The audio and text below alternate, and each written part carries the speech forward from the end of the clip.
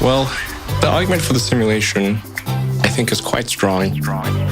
Because if you assume any improvements at all over time, any improvement, 1%, 0.1%, just extend the time frame, make it 1,000 years, 1,000,000 years. The universe is 13.8 billion years old. Civilization, if you're very generous, civilization is maybe 7 or 8,000 years old. If you count it from the first writing, there's nothing. There's nothing. If you assume any rate of improvement at all, then games will be indistinguishable from reality. Or civilization will end. One of those two things will occur. Anyway, I don't want to sound like things are too dark, because I think you kind of have to be optimistic about the future. There's no point in being pessimistic. It's just too negative. It doesn't help. You know, I think you want to be... I mean, my theory is you'd rather be optimistic. Akira the Don. I'd rather be optimistic and wrong than pessimistic and right. Than pessimistic and right. Than pessimistic and right. But I'd rather be optimistic and wrong than pessimistic and right.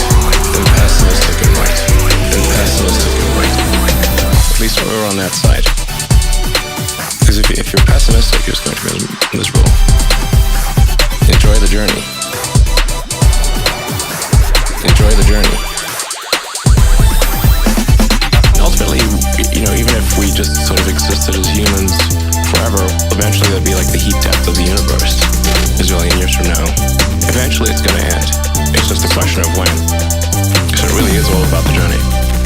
The universe as we know it will dissipate into a fine mist of cold nothingness eventually. And I think it's really just about how can we make it last longer. I'd rather be optimistic and wrong than pessimistic and right. Than pessimistic and right. Than pessimistic and right. But I'd rather be optimistic and wrong than pessimistic and right. Than pessimistic and right.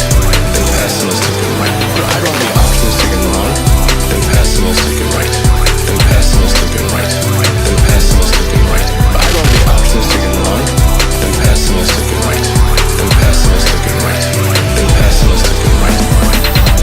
I think most likely, this is just about probability, there are many, many simulations. These simulations are, you might as well call them reality, or you could call them multiverse. And they're running on the substrate. That substrate is probably boring. When we create a simulation, like a game or a movie, it's a distillation of what's interesting about life. It takes a year to shoot an action movie. And then that's all distilled down into 2 or 3 hours. So let me tell you, if you see an action movie being filmed, it's boring.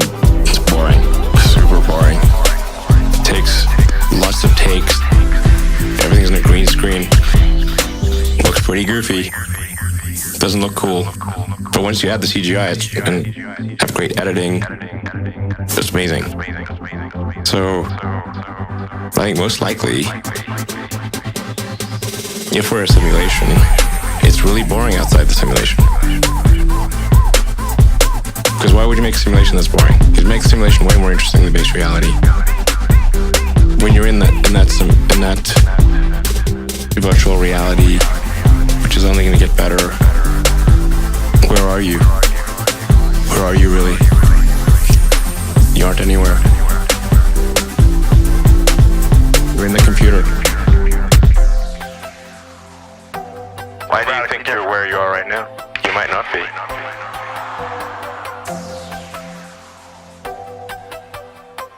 Right now you think you're in a studio in LA. Akira. You might be in a computer.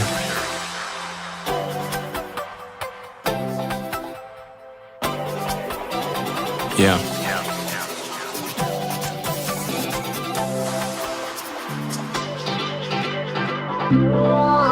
I'd rather be optimistic and wrong than pessimistic and right. Than pessimistic and right. Than pessimistic and right.